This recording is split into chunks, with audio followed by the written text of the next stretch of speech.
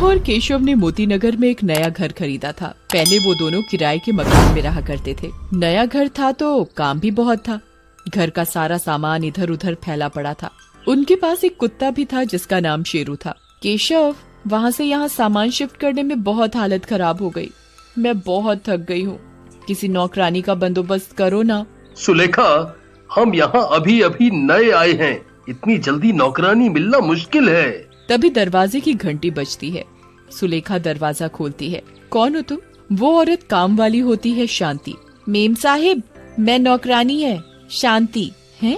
नौकरानी इतनी जल्दी? केशव, जल्दी इधर आओ। अभी हम नौकरानी की बात कर रहे थे और देखो ना, नौकरानी आ भी गई। अरे सुलेखा, अभी तो हम यहाँ नए नए आए हैं, इसे कैसे पता कि हमें नौकरानी की जरूरत है? तुम ज्यादा मत सोचो, बस मुझे नौकरानी मिल गई और क्या। मैंने आप लोगों को यहाँ आते देखा।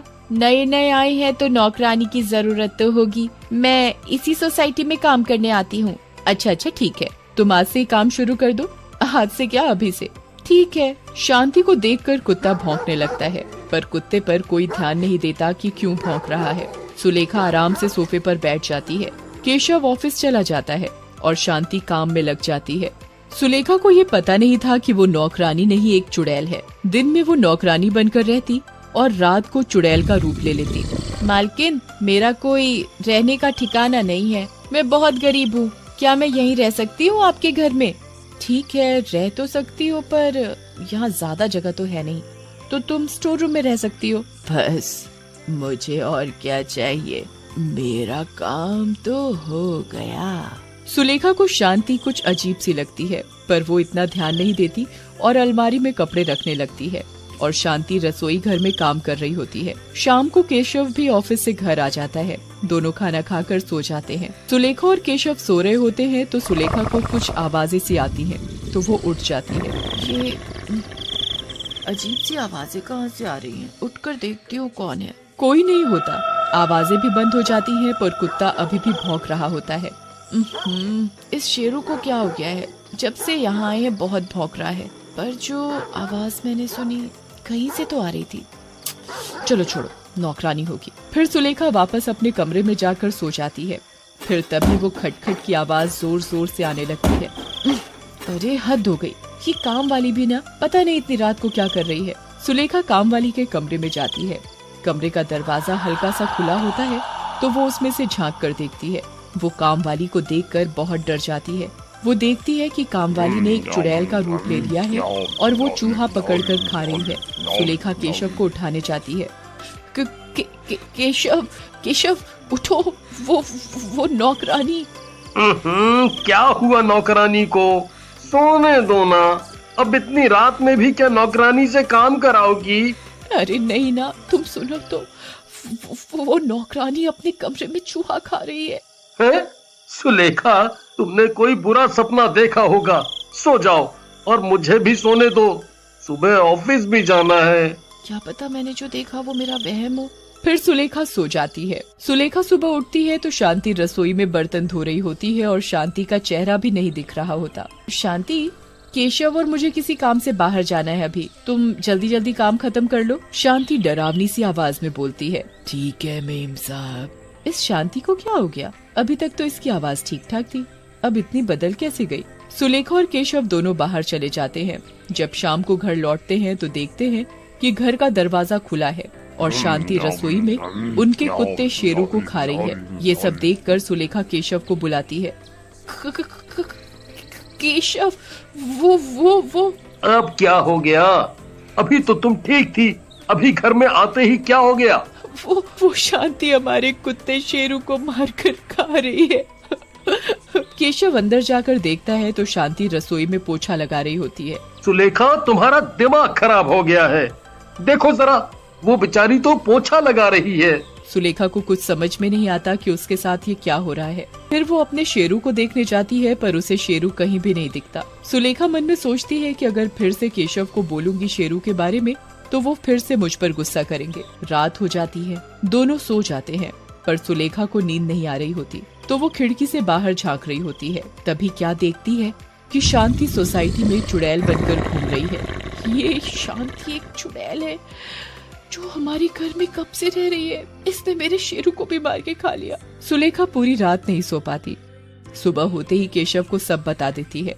बस बहुत हो गया, तुम सच में पागल हो गई हो। जाकर किसी अच्छे से डॉक्टर से इलाज कराओ अपना। शांति रसोई में काम कर रही है, वो कोई चुड़ैल बुड़ैल नहीं है। केशव फिर ऑफिस चला जाता है। ये मेरे साथ क्या हो रहा है?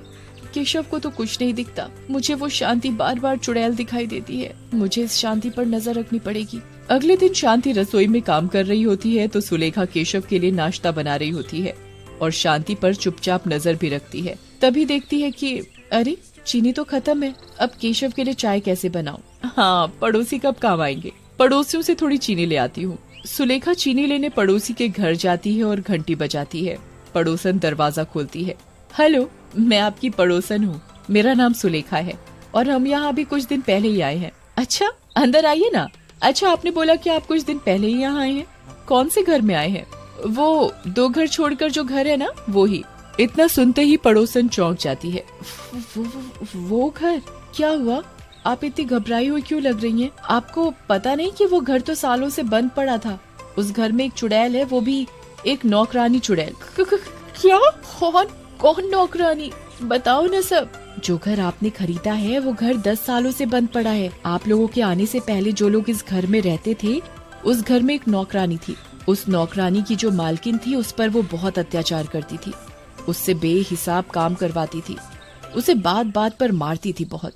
खाने को भी नहीं देती थी ढंग से। बचा खुचा खाना उसे देती थी। गरीब थी वो बेचारी। उसके पास रहने का कोई ठिकाना नहीं था तो उन्हीं के घर में रहती थी, स्टोर रूम में। एक दिन घर के सभी लोग कुछ दिनों के लिए बाहर चले गए घर में ताला लगाकर और उस नौकरानी को स्टोर रूम में बंद कर गए। जब वो लोग वापस आए तो क्या देखते हैं कि वो नौकरानी स्टोर रूम में मरी पड़ी है। उसके मरने के बाद उस घर में सभी लोगों की लाशें मिली। सोसाइटी के सभी लोग यही कहते हैं कि वो नौकरानी मरने के बाद चुड़ैल बन गई। उसी ने मारा है सबको।